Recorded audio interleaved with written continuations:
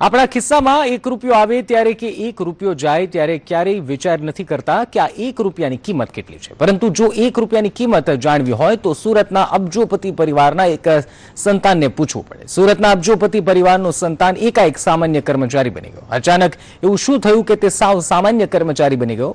આવો જોઈએ અહેવાલમાં।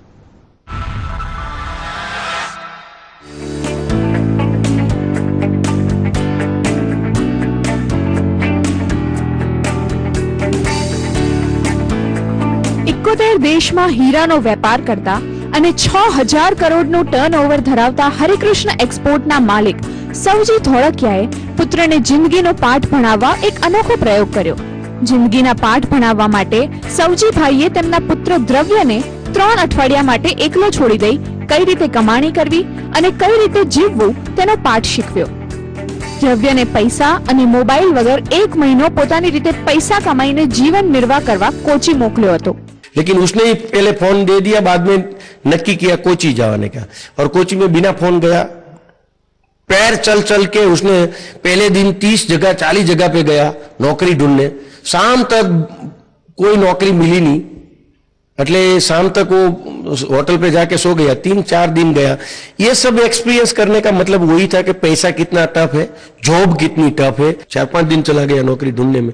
1 महीने का एक्सपीरियंस बढ़िया से बढ़िया रहा। लाइफ में शायद ऐसा एक्सपीरियंस कभी नहीं मिलेगा, और जो बिना पहचान, बिना फोन और बिना पैसे छे करेगा उसको ही मिलेगा। થોડા સમય પહેલા પોતાના કર્મચારીઓને કાર, મકાન અને જ્વેલરીનું બોનસ આપનારા સવજીભાઈ અબજોપતિ છે, પરંતુ લંડનની મુલાકાત વખતે એક રેસ્ટોરન્ટમાં 4 પાઉન્ડનો પાપડ ખાધા પછી સવજીભાઈને થયું કે પુત્ર દ્રવ્યને જિંદગીના પાઠ તથા પૈસાનું મૂલ્ય સમજાવવા કંઈક કરવું જોઈએ। एक बार लंदन एग्जीबिशन में गया था, तो वहां पे हम होटल में खाना खाने गए थे, 10-12 लोग था। तभी हमने खाना खाने के बाद बिल देखा, पापड़ था 4-4 पाउंड का।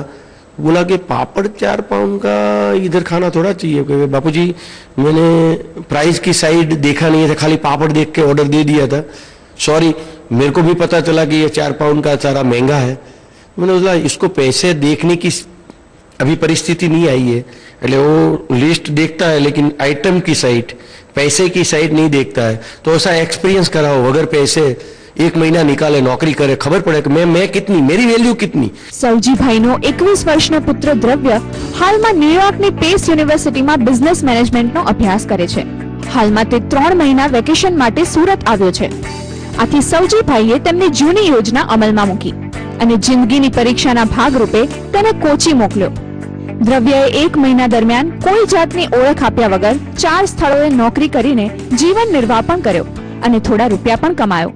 पहली जॉब तो उन्होंने बेकरी में की, जहां होटल है विथ बेकरी है। बाद में उसने एडिडास में 2 दिन नौकरी की। बाद में कॉल सेंटर में 10-8 दिन नौकरी की। बाद में उसको ये अपना मैकडोनाल्ड में नौकरी मिली थी, पर समय पूरा हो गया। દ્રવ્યએ શરૂઆતના 36 કલાક ભૂખ્યા રહેવું પડ્યું। 30 જગ્યાએ નોકરીએ પણ ન રાખ્યો। અહીં સવજીભાઈનો જીવ પણ ઊંચક હતો, છતાં 3950 રૂપિયાની કમાણીની સાથે દ્રવ્યએ જિંદગીનો શ્રેષ્ઠ પાઠ શીખ્યો છે। તે હાલના દરેક કરોડપતિ સંતાને શીખવો જોઈએ। બ્યુરો રિપોર્ટ, સંદેશ ન્યૂઝ।